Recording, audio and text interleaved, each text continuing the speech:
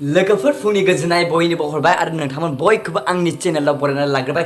लोगोफोर दिनै बे भिडिअनि गेजेरजों आं बे बाथ्राखौ बुंनो नागिरदों जायफ्रा इउटुबार जानो गोसो आरो जायफ्रा दिनै इउटुब चेनेल खुलिनानै दिनै गावनि साबस्क्राइबार थोजासे नङा आरो भिउस टाइम थोजासे जायाखै बिथांमोननि थाखाय आं बे भिडिअखौ लाबोनाय जादों।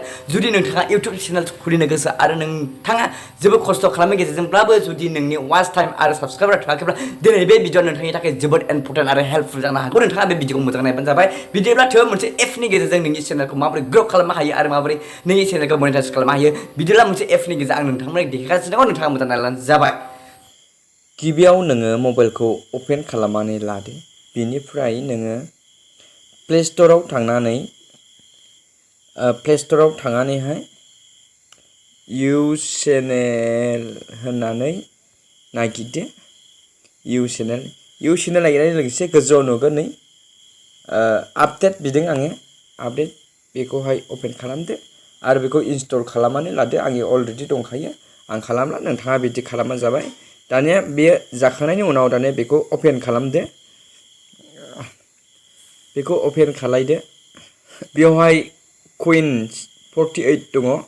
59 सेकेन्ड जुदि बेखौ नायोब्ला नैबे कुइना नैबे गोजौआवहाय एड जागोन। दा 196ल' दं आंनि नै। दा बेखौ नायनांगौ। जेब्ला बेखौ नायगोन अब्ला नैबे सेकेन्डआ खमायगोन। बेबायदि जानानैहाय बेबायदि जागोन। नैबाव नायदो नै सेकेन्डआ 55ल'सै 48 बे खमायगासिनो खमायबाय।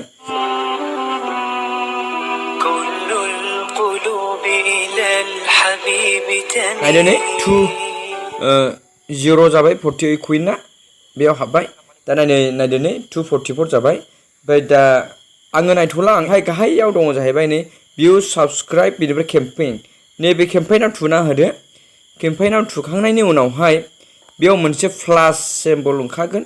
बे प्लास आङो सिगां खालामदोंमोन, आङो 100 भिउस होदोंमोन। दा 100 भिउसआबो अके जाबाय। दा नैबेयावहाय प्लासआव थुनानै होदो।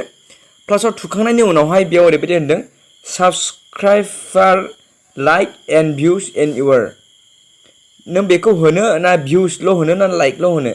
दा आङो साबस्क्राइबबो नांगौ भिउसबो नांगौखाय आं गोजौआव थुनानै होबाय। बेयाव गोजौआव थुनानै होखांनायनि उनावहाय नैबेयावहाय इन्टार भिडिअ लिंक, बेयाव नोंनि भिडिअनि लिंकखौहाय थुहाबनानैहाय पेस्ट खालामनानै होदो। पेस्ट खालामखांनायनि उनाव नैबे एडनाव थुनानै होदो।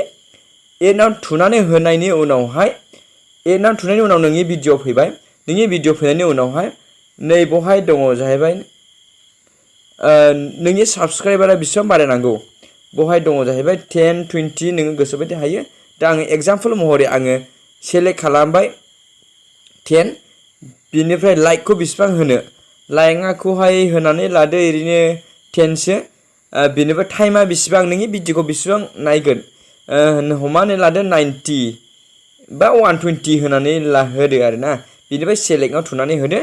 बिनिफ्राय नैबे गाहायाव टटेल कुइन बेखौ जुदि नोङो होयोब्ला साबस्क्राइबारा 10 बारायगोन। बिनिफ्राय नोंनि जि नायदों नायनाय बे नायनाया 120 सेकेन्ड बे जागोन। बिनिफ्राय लाइक भिउसआ नोंनिया 10 टटेलैहाय नोंने 132 कुइन्स दङ। दा आंनाव 244ल' कुइन्स दङ। आं दा हानाय नङा। दा जुदि जायोब्ला नैबे गाहायाव दान दङ, दानाव थुना होयोबानो बे जागौमोन। नोंथाङा नोंनि भिउस आरो साबस्क्राइबारखौहाय बारायनो हायो। आसा खालामो नोंथाङा मोजाङै बुजिबाय आरो ट्राइ खालामनानै बेखौ मोनथिगोन। नंगौ, नोंथाङा मोजाङै बुजिबाय। बे एपनि गेजेरजों नोंथाङाबो बे एपखौ डाउनलड खालामदो आरो लादो। आरो नोंथाङा बेबायदि भिडिअखौ नायबाय थानो लुबैदोंब्ला चेनेल मोनदोंब्ला साबस्क्राइब खालामना लादो आरो लोगोसे बेल आइकन थुनानै लादो। आरो नोंथाङा नोंथांनि लोगोनो मिथिहोनो लुबैदोंब्ला चेनेलखौ शेयार खालामना होदो। बाय नेक्स्ट भिडिअ' लोगो मोनफिनगोन नेनानै थाबाय।